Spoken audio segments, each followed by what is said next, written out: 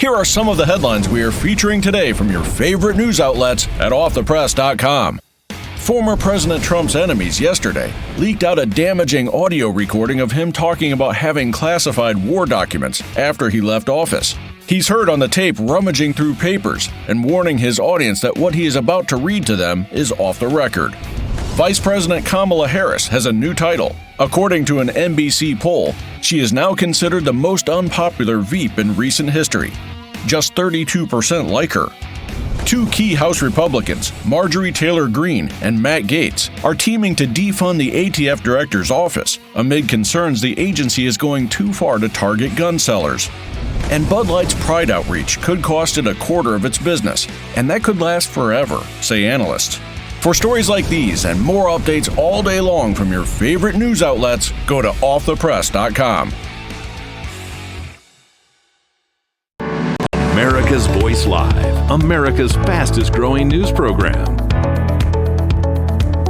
With Steve Gruber. We've got to put America first.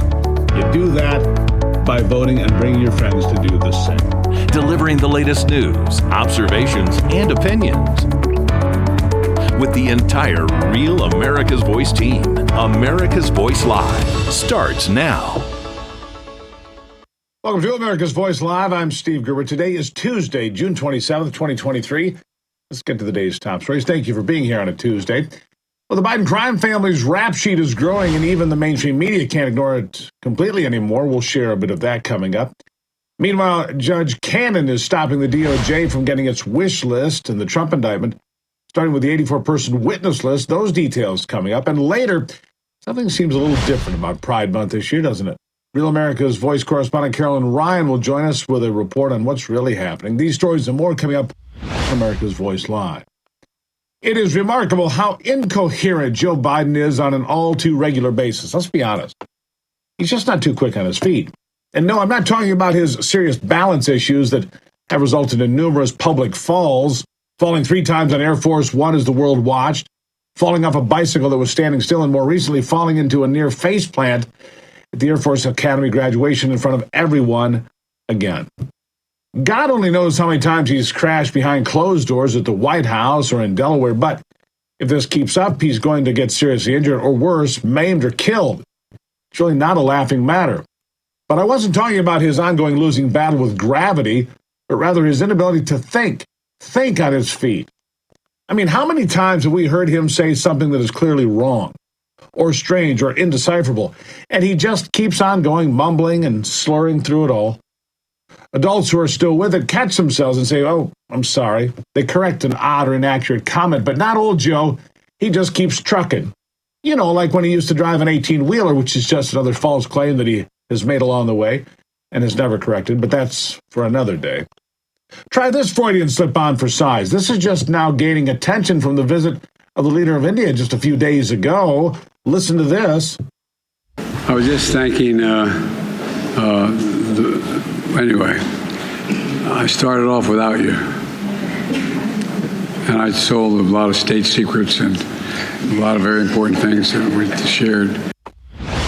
That's right. The president of the United States, who just happens to be the focus of an expanding scandal that includes allegations of bribery and money laundering, says out loud that he sold a lot of state secrets. Sold a lot of state secrets. Which would be funny, except that is exactly what so many people already suspect. I mean, how does that come out of his mouth and he doesn't catch it? He doesn't correct it. He just keeps on rolling along as if nothing happened because either he has no idea he said it or he said it because it was actually true and so it didn't matter and he thought nothing more about it. Either way, this is just jaw-dropping, isn't it? But these days, Joe Biden doing something jaw-dropping is not unusual. I mean, he makes claims every single day that are not even remotely true. And for the most part, the mainstream media just glosses right over it and keeps going. That is changing a bit lately.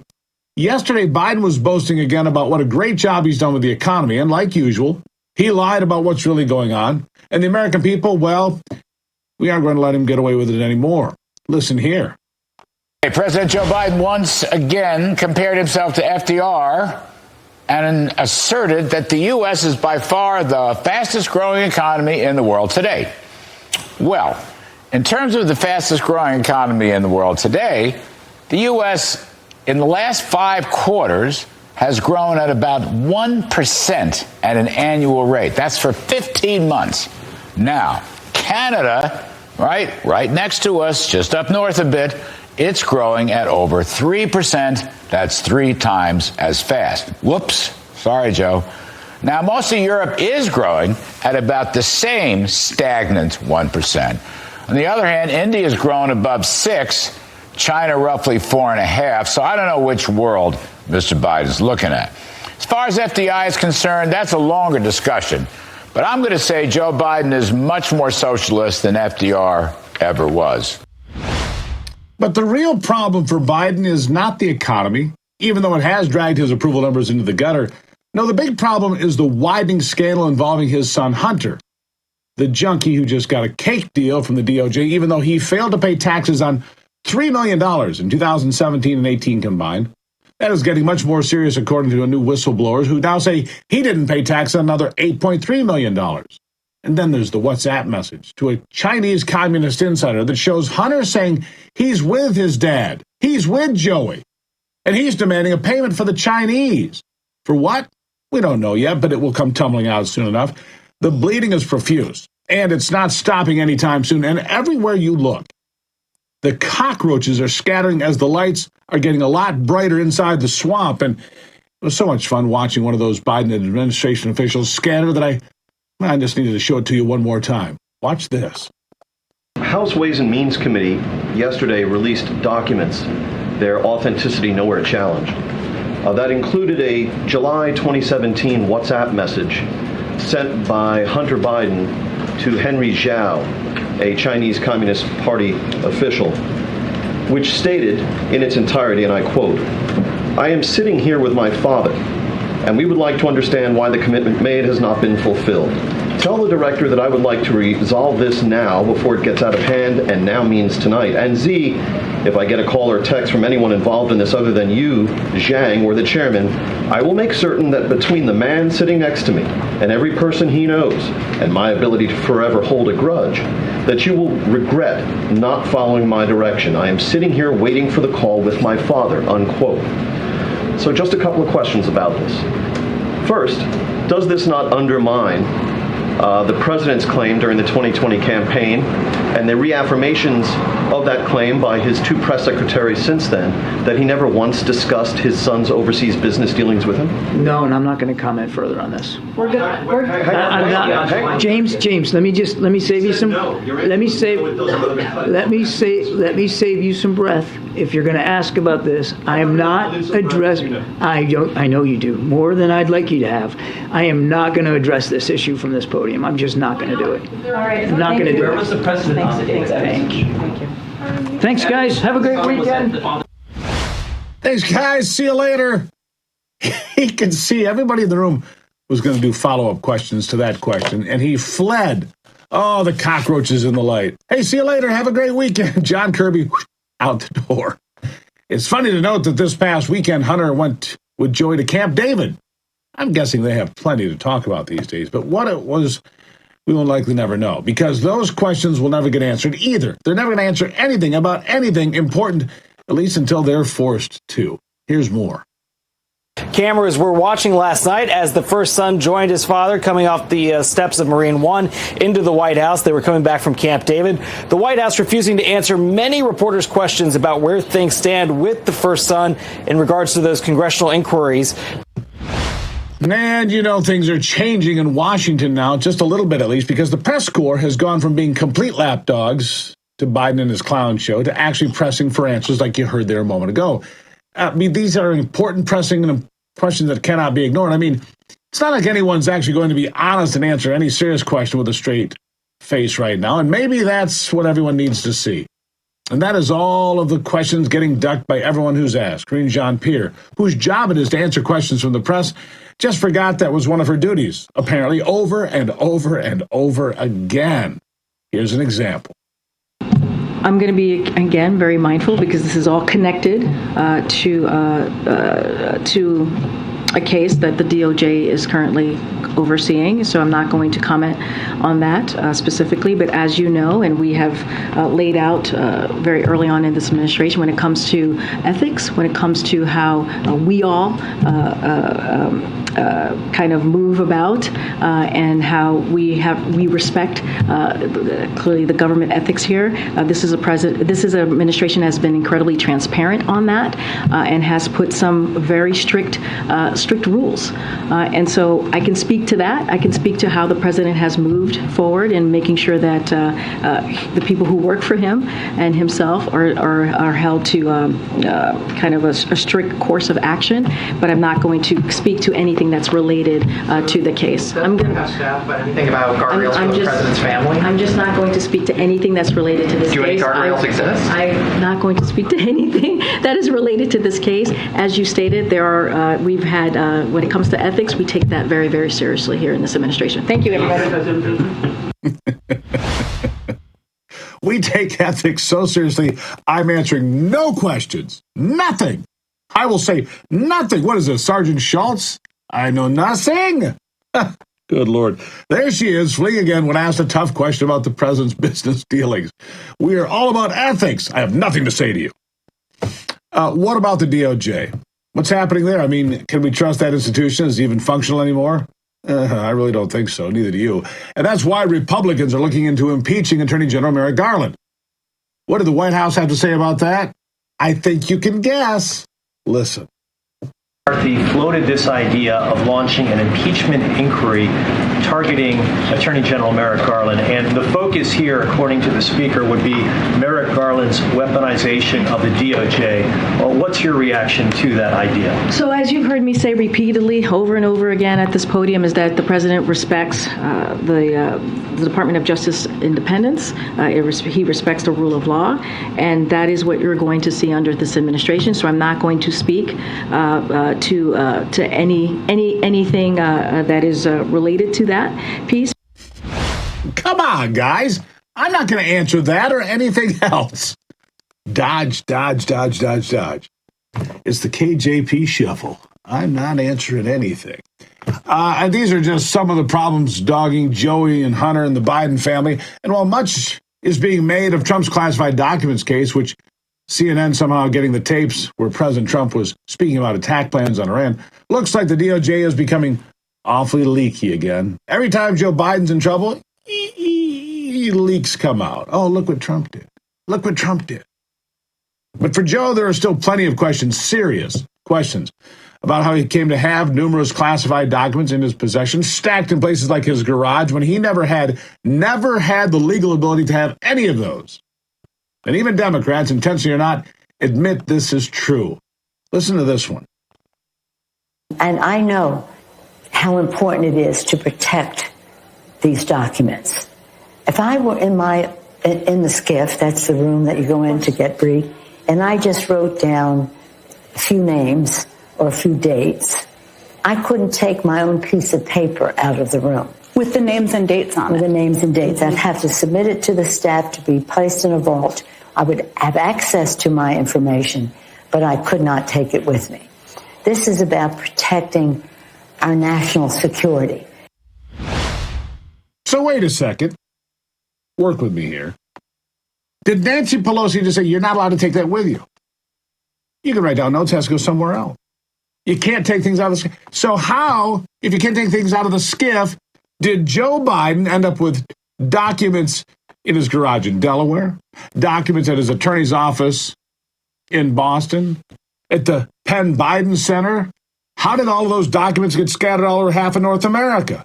If you can't take them with you, then Nancy Pelosi just made it crystal clear that Joe Biden did, in fact, break the law. I mean, I know this is supposed to be some sort of an attack on Trump, but it's clearly leveling Joe Biden.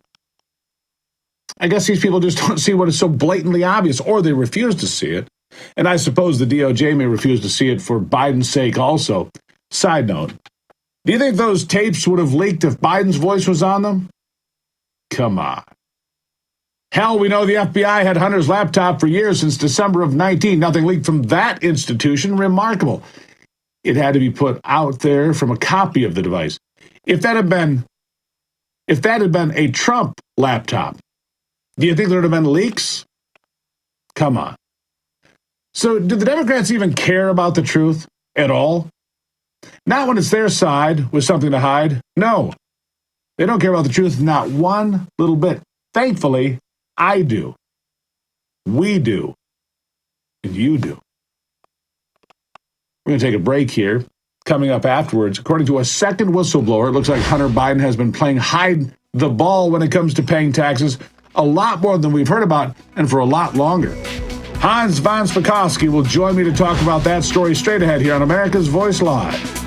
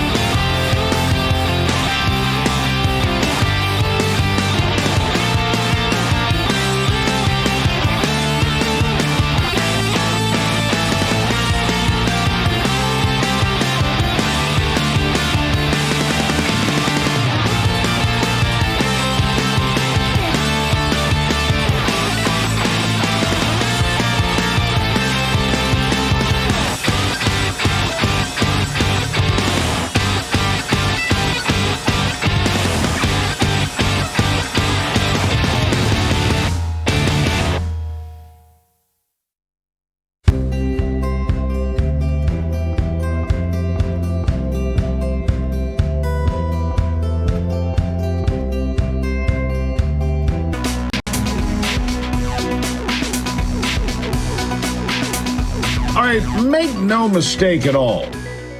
If you don't pay your taxes and the IRS sends you a letter and they get you in a meeting, it's about a 5-week investigation, not 5 years. But that was the grace period Hunter Biden got before he agreed to plead guilty last week to 2 misdemeanor counts of failing to pay taxes on time on $3 million. But according to the second whistleblower, whose testimony was also released last week by the House Ways and Means Committee, he also willfully evaded paying millions in taxes in another elaborate tax scheme. Now, according to the whistleblower, listen to this. Hunter Biden received money from Burisma, that's the energy company in Ukraine, and instead of reporting it as income and paying taxes on it as required by law, he put that money into a Chinese firm run by one of Hunter Biden's associates, who then loaned the money back, and I use that term loosely, loaned the money back to Hunter Biden, and it came full circle. We call that money laundering. It's pretty basic. Here with details, Hans von Spakovsky, who is with the Edward Meese Center for Legal and Judicial Studies. Hans, good to see you. Thanks for having me.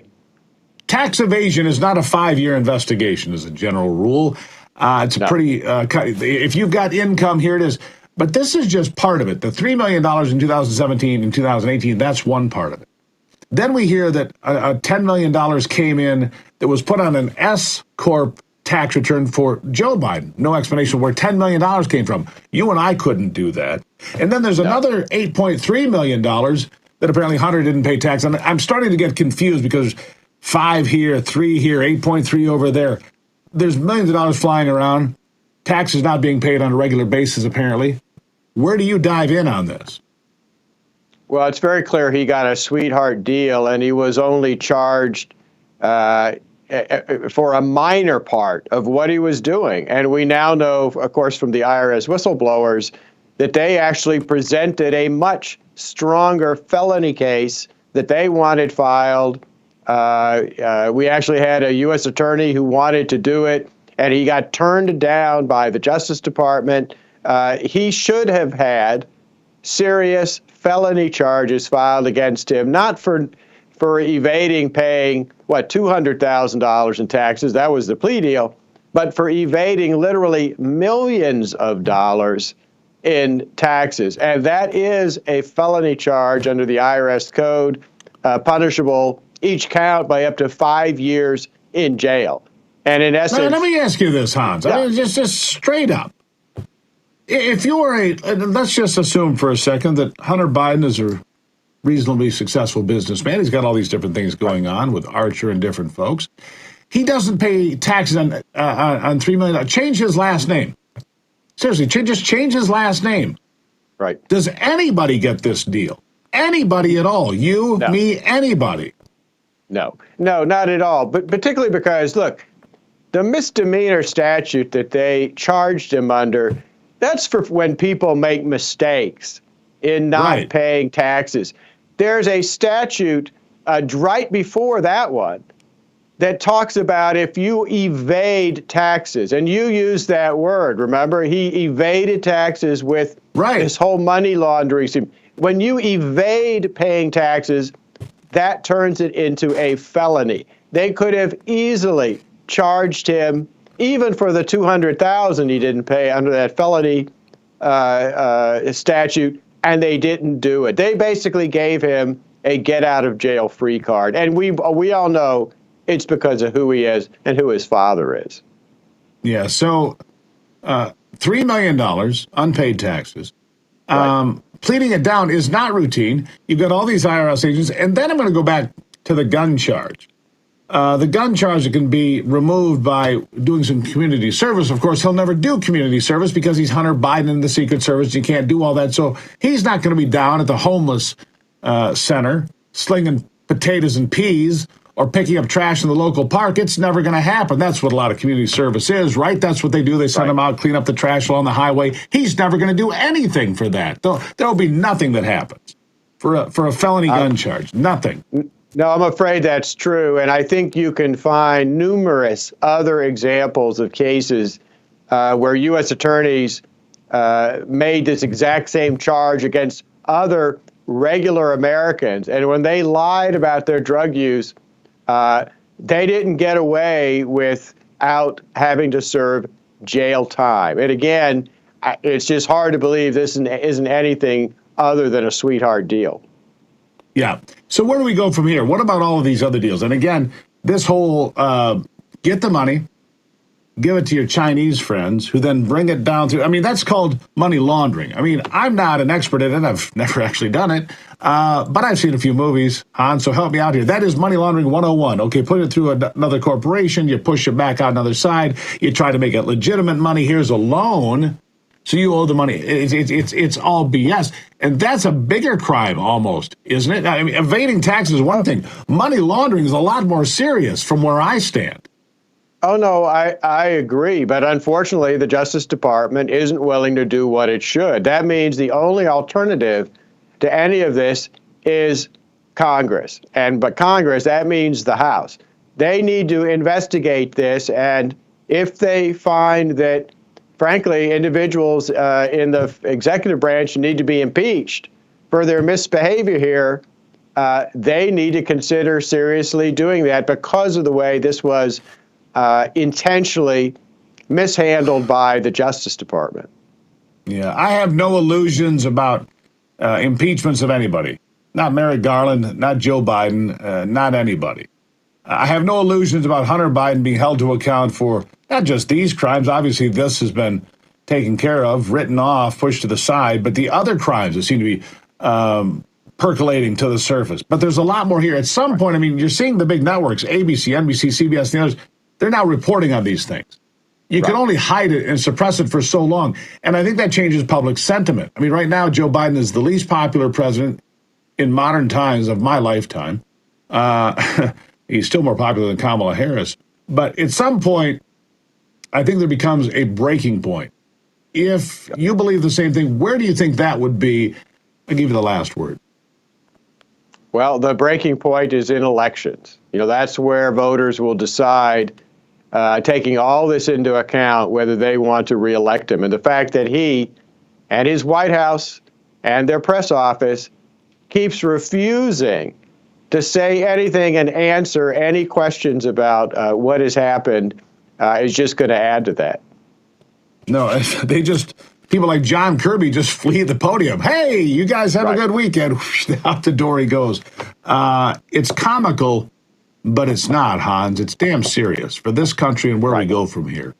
I greatly appreciate you being here. We'll have more in the future. Thank you, sir. Thanks for having me. All right. After the break, a judge has denied the DOJ's motion for special conditions of release and to seal the witness list in Donald Trump's classified document case. That story, an important one, after the break here on America's Voice Live.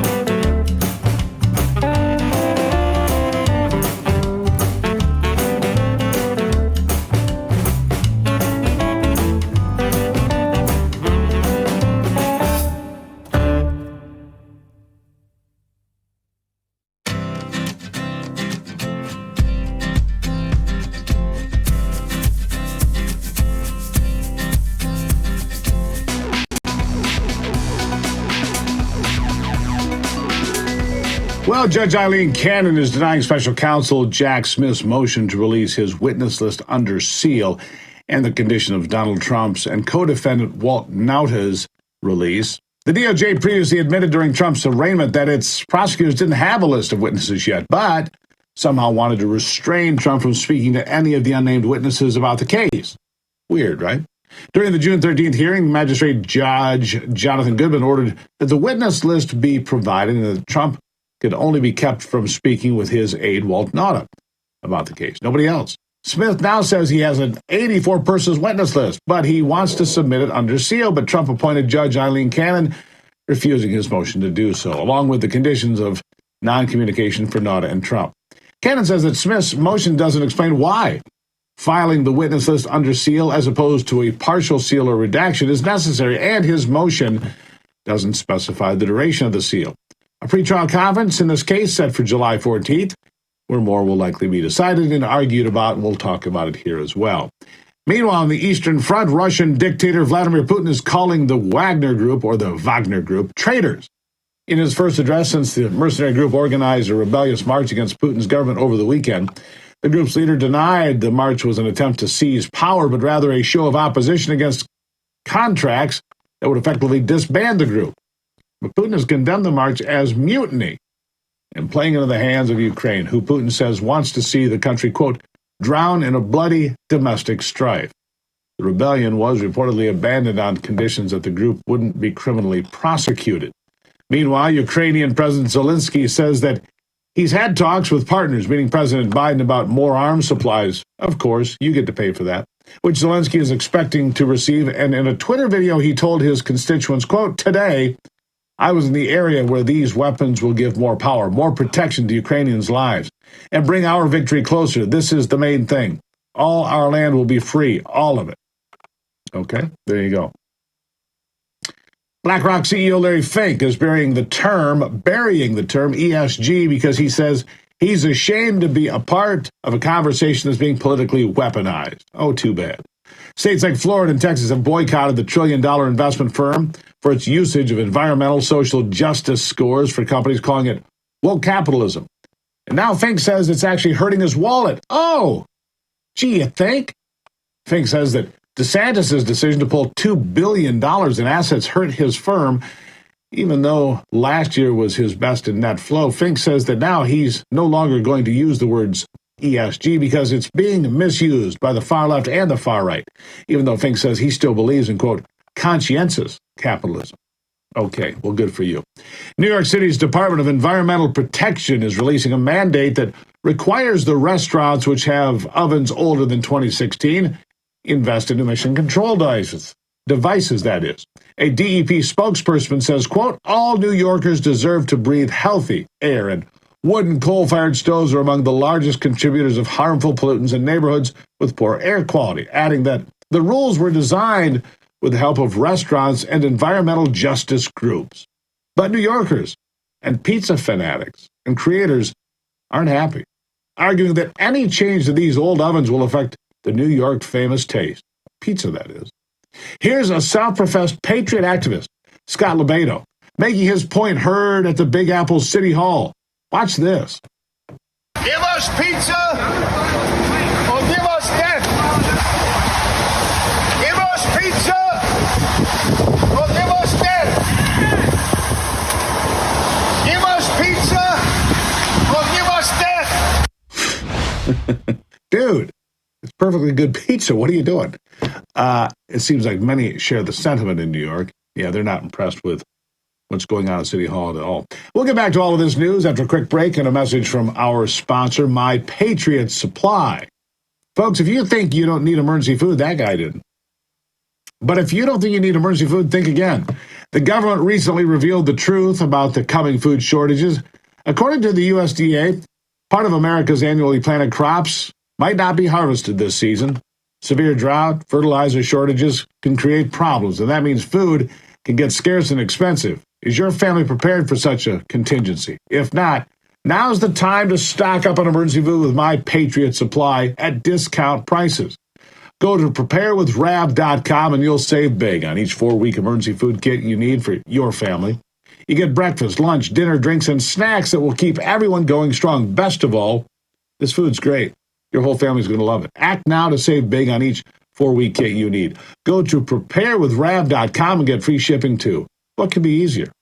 Listen, you'll never forgive yourself if you let your family suffer. Go to preparewithrav.com. That's preparewithrav.com. Get going. After the break, something just feels a little different about Pride Month this year. Real America's correspondent Carolyn Ryan will join me with a full report coming up next on America's Voice Live.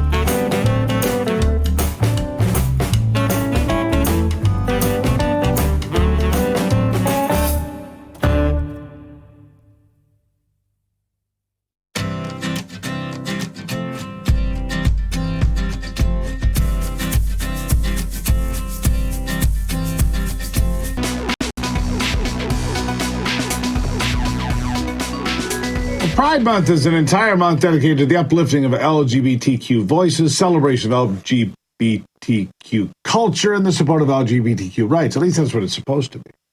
Throughout the month of June, nationwide, there have been parades traditionally, drag performances, live theater, memorials, and celebrations. It's part political activism, part celebration of all the activists that have what they've achieved in recent years. But something, well, it's gone off the rails. Something's different this year. The vortices are getting louder and meaner and much more shocking. Plus, it's one thing to raise your voice, another thing to drop your pants when things start to get interesting, when kids are around. Real America's Voice correspondent Carolyn Ryan joins me now with a report. Carolyn, good to have you here. Hey, Steve, good to see you. Yeah, we know Pride Month is winding down here. It's June, end of June, and boy, we've really seen an escalation in lewd behavior at Pride events all across the country, Steve. And with the parades in particular, really, and most of these are in Democrat-run cities, these parades are growing increasingly controversial. This year, we've seen nudity and graphic depictions of sexual acts in full view of children. So we'll show you a couple examples just this past weekend. Let's start in Seattle. A group of grown men joined the parade riding bicycles while completely nude.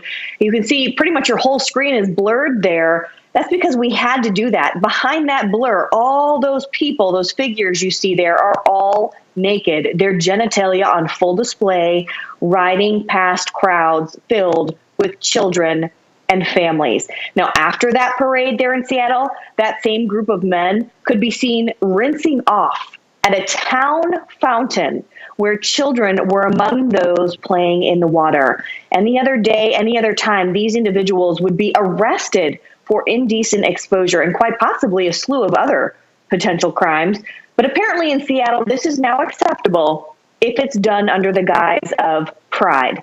Prominent Democrats were in attendance at the parade, and as far as we can tell, none of them have responded to the incident. Progressive U.S. Congresswoman Pramila Jayapal was there. She tweeted earlier this month, "Seattle friends, I'll be marching in the 49th annual Seattle Pride Parade on June 25. I hope you'll join me. This is one of my favorite events of the year," she wrote. And then here's a tweet from Seattle Mayor Bruce Harrell. He tweeted this after the event. Quote, "It was great to feel the love, energy, and sunshine at today's Pride Parade. We must send a clear message to our LGBTQIA plus community. We see you, we support you, and you belong here." And if you have ever had any doubt about what the real agenda is with these stunts, here's video from a Pride event in New York City on Friday, where a group of people marched through the East Village chanting, "We're here, we're queer, we're coming for your children."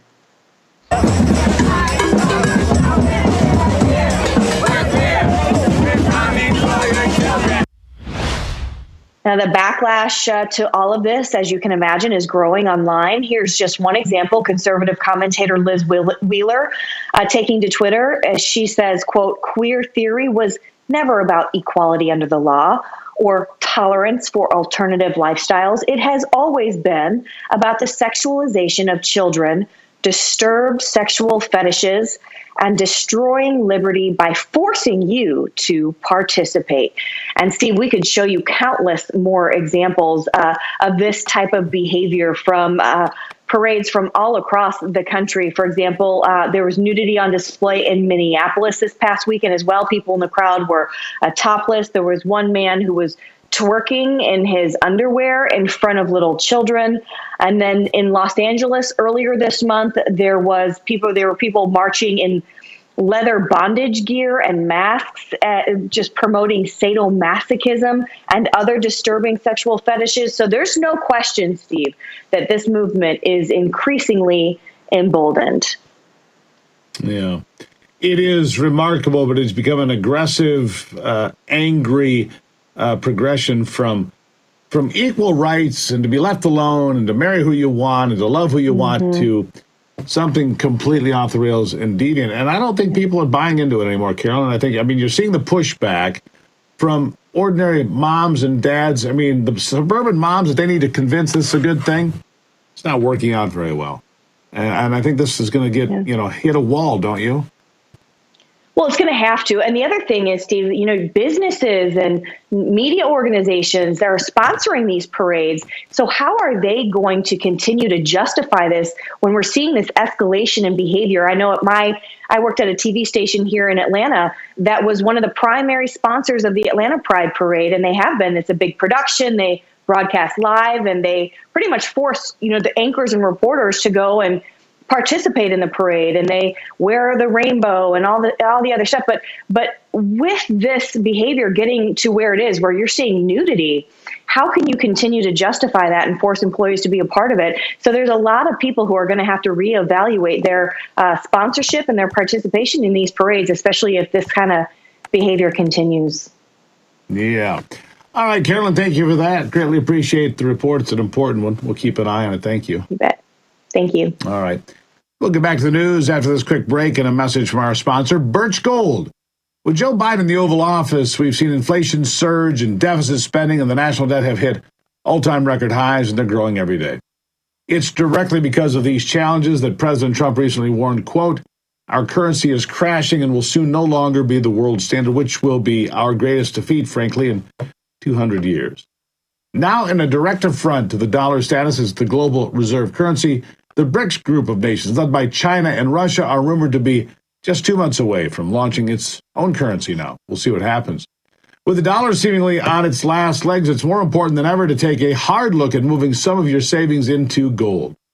And you can own gold in a tax-sheltered retirement account with the help of Birch Gold Group. That's right, Birch Gold will help you convert an existing IRA or 401k into an IRA in gold. And the best part? You don't pay a penny out of pocket, not 1 penny. To get started, Birch Gold is giving away a free information kit on gold. All you have to do is text the word America to 989898. That's right, text America to 989898. Think about this. When currencies fail, gold is a safe haven. How much more time does the dollar have, especially with BRICS looming ominously overhead? Protect your savings with gold right now. Birch Gold has an A-plus rating with the Better Business Bureau and thousands of happy, satisfied customers. Text America to the number 989898. Get your free information kit on gold. Again, text America to 989898. All right, coming up after the break. A poll conducted showing that more than half of the respondents have a negative view of Vice President Kamala Harris. And what do you think her positive numbers are? We'll get to that story and more after the break. Don't go anywhere.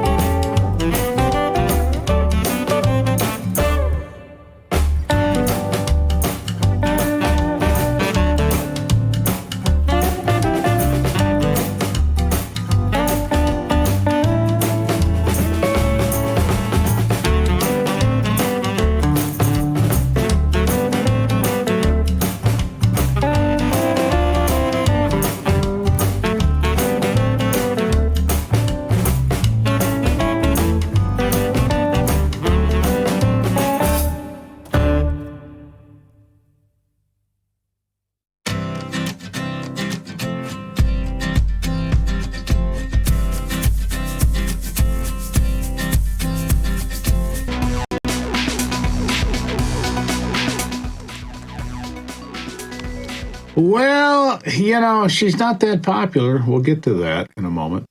Montana Republican State Representatives Rhonda Knudsen and Neil Durham received letters at their homes containing a white powder, making them the third state to report lawmakers receiving threats by mail.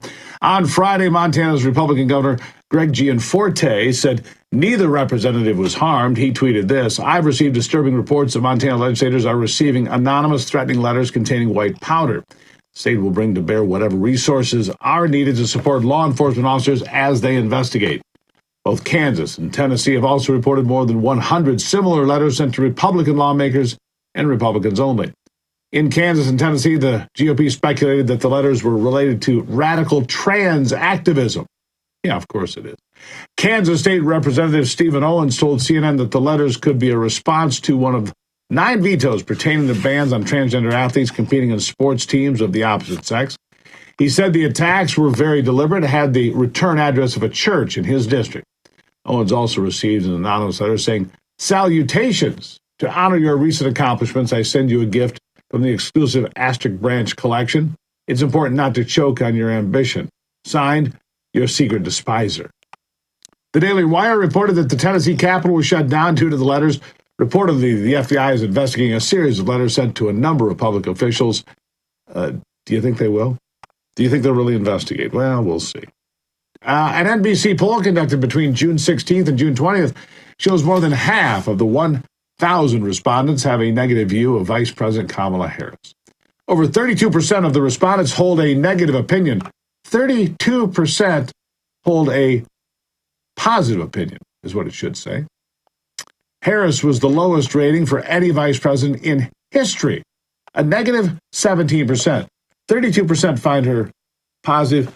49% find her negative, minus 17. In comparison, Vice President Mike Pence received a 34% favorable view. White House officials are scrambling to repair Harris's image. Good luck with that. Sorry. White House Chief of Staff Jeff Zients told media outlets that he meets with Harris on a weekly basis to promote her leadership and policy ideas. She has no leadership, and what policy idea does she have? Give me one. Give me one.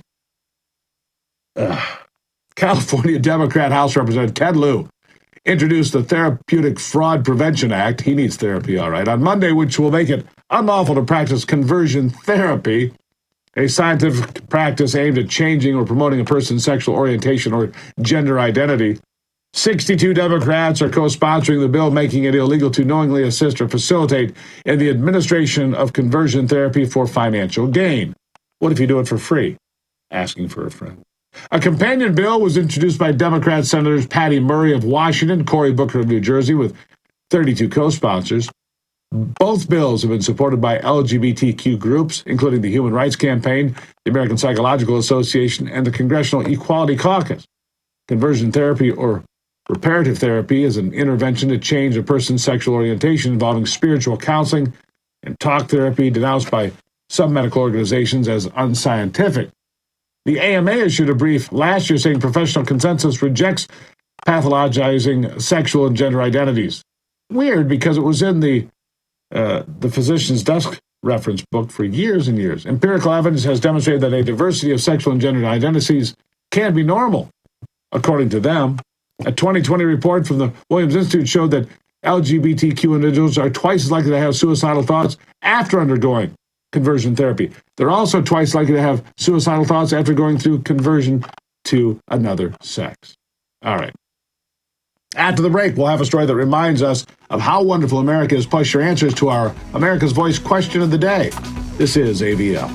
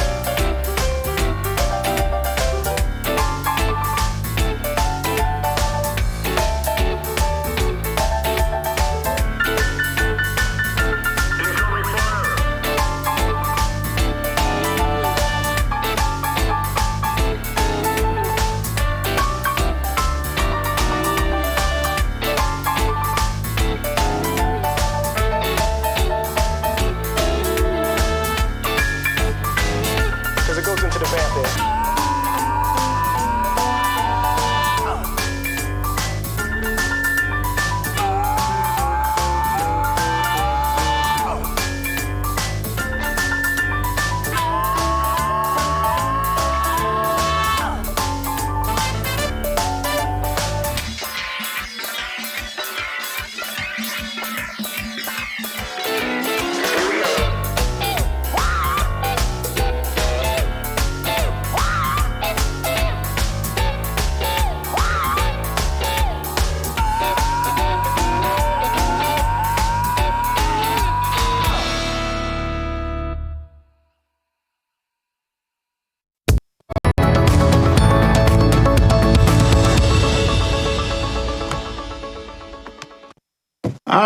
After Gulf conditions off the Florida Panhandle changed rapidly, one resident attempted to rescue 3 people trapped in a capsized houseboat. This is part of what makes America great today. We do it every day. Another boat saw what was happening, came to help, and even rescue. The rescuer demonstrating the diffusion of heroism among the folks of the Florida Gulf community. It started last Friday when Travis Brady and his friends left the Panama City Marina on the opening day of red snapper season, when the water became smattered with 5- and 6-foot waves. A typical day on Lake Erie. On the way back to the marina, they saw a houseboat had broken free from its moorings. As Brady and his friends approached, they saw another boat had already arrived. Its owner was attempting to rescue 3 people trapped inside of this houseboat. Listen to this. I jumped off the boat I was on into the water and then grabbed a 2x4, ripped the 2x4 off the structure and smashed in the window. The first window pane, it's a sliding glass door they were trapped behind. That rescuer was later identified as Boyd Jordan. After Brady hauled Jordan aboard their already overcrowded fishing boat, they then guided the stranded individuals to the sandbar where they were able to walk ashore. Brady then took Jordan, his own boat, before it crashed into the seawall. Yikes, no one injured and sustained. No one was injured. There were no damages to either boat, and all in all, it was a pretty miraculous escape. Travis had this to say. Listen to this. It restores your faith in humanity, makes you really reflect on the things that are important in life. I'm going to try not to get emotional, but it was an intense moment. That's the America I know and love. Real Americans doing real things. All right, how about this? A newlywed woman reflects on the kindness of one fast food worker that helped her get to where she is today. When Jamie West was just 12 years old, she was out on her own, living on the street after a tumultuous beginning of her childhood. Saving graces were few and far between. She was in 94 foster homes, 6 shelters, a group home, and a treatment center when they ran out of places to put her in. Her parents, both struggling with drug and alcohol addiction, couldn't care for her at all. When she was around 15, that's when she left traveling around the country while picking up odd jobs and farm work. At one point, she had been hungry for over a week when I came across my first White Castle. She says the other fast food chains and restaurants wouldn't even let her into the building, but this time things went very differently. She was surprised as she walked in because the lady behind the counter told her to go into the bathroom and get herself cleaned up. While she was in the bathroom, West says she cried for simply being treated like a human being. The White Castle employee had bagged every burger cookie on the grill, placing each and every one in the bags for the teen. From that point on, every time she saw White Castle, she knew it was somewhere that she would be safe to run to. At 17, her bout of homelessness ended when she was found an aunt that was able to take her in. And when West heard that White Castle was coming to her town for the first time, she remembered the kindness of the workers that helped her throughout her teens. So with her wedding coming up, she knew there was only one acceptable place to get married, White Castle.